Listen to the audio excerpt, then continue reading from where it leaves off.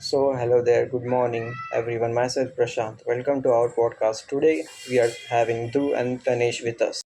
I'm Danish. And I am Dhruv.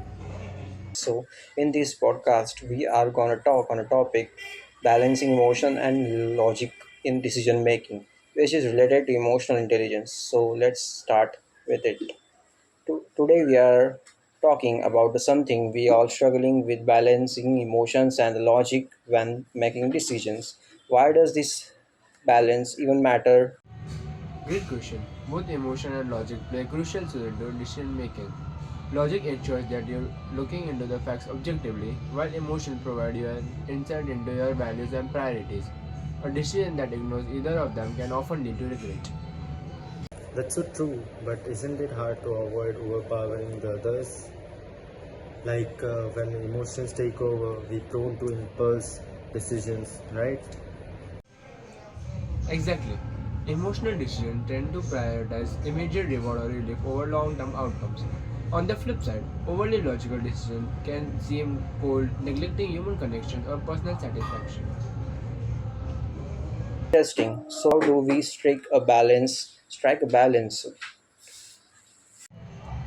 First, pause and recognize how you are feeling.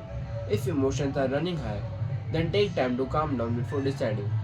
Then ask yourself, what's your goal? What facts support this decision?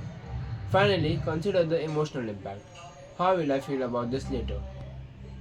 That makes sense, but what about group decisions? Emotion seems too complicated, things even more if you are dealing with other people's.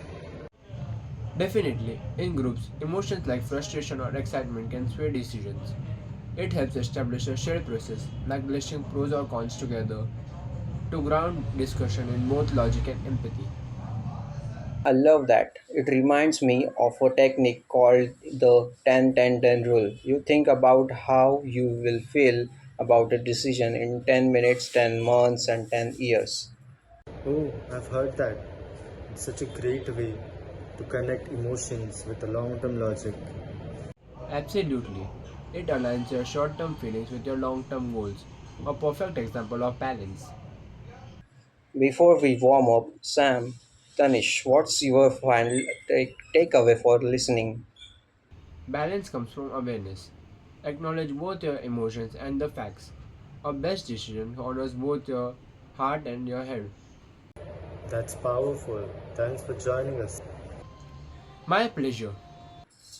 Oh, and that's a wrap up for today's episode of the Decision Desk.